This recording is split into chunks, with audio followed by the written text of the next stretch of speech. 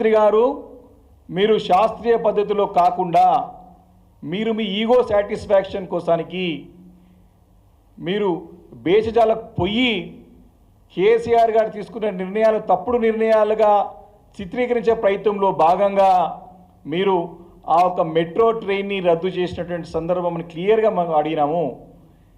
ఏ పద్ధతి ప్రకారం ఈ శాస్త్రీయ పద్ధతి ప్రకారం పొండి రాయదుర్గం నుంచి శంషాబాద్ ఎయిర్పోర్ట్ పోవడానికి ఉన్నటువంటి ఆ విసినిటీలో ఆ ఒక ప్రాంతంలో దాదాపు 10 లక్షల పైచీలకు ఐటీ ఉద్యోగులతో పాటు అనేక ప్రాంతాలకు ఒక సెంటర్, అది ఎపీ సెంటర్, అది అక్కడి నుంచే ప్రజలు ప్రయాణించేటువంటి రూట్ అది.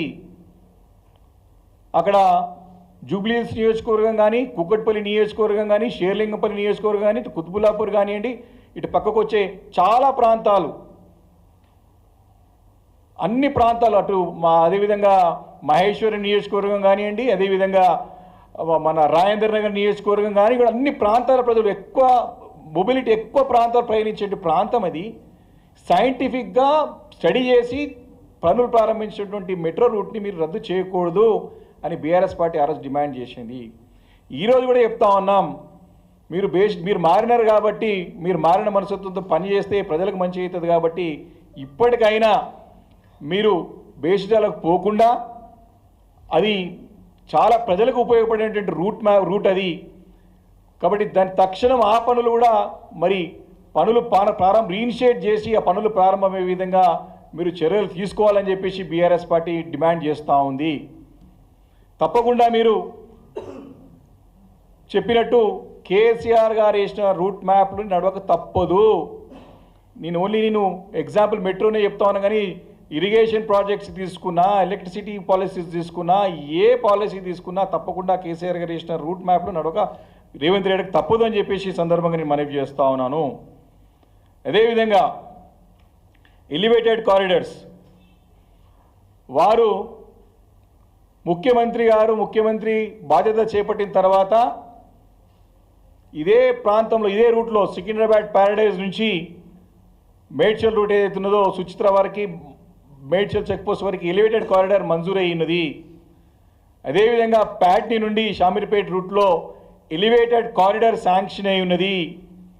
దానికి కేంద్రం నుండి కూడా మీకు క్లియరెన్స్ వచ్చింది. గతంలో మేము చేసిన ప్రయత్నంలో భాగంగా డిఫెన్స్ కూడా క్లియరెన్స్ ఇచ్చింది. మీరు శంకుస్థాపన చేసి ఇదే ముఖ్యమంత్రి రేవంత్ రెడ్డి గారు వారి చేతుల మీద, స్వహస్తాల చేతుల మీదుగా శంకుస్థాపన చేసి సంవత్సరం కావస్తా ఉన్నా తట్టడి మట్టి తీయలేదు ఇప్పటివరకు కూడా. ఇది ప్రభుత్వం యొక్క పనితీరు. సేమ్ ఇదే కూడా మళ్ళీ ఇది మెట్రో రైలు కూడా ఇది కూడా కోల్డ్ స్టోరేజ్ పడేసే ప్రయత్నం చేస్తూ ఉన్నారు. మీరు శంకుస్థాపన చేసినటువంటి హెచ్ఎండిఏ నిధులు ఉన్నటువంటి హెచ్ఎండిఏ ద్వారా చేసే పనులనే మీరు శంకుస్థాపన చేసి సంవత్సరం అయినా పనులు ప్రారంభం కాలేదు, పనులు స్టార్ట్ కాలేదు.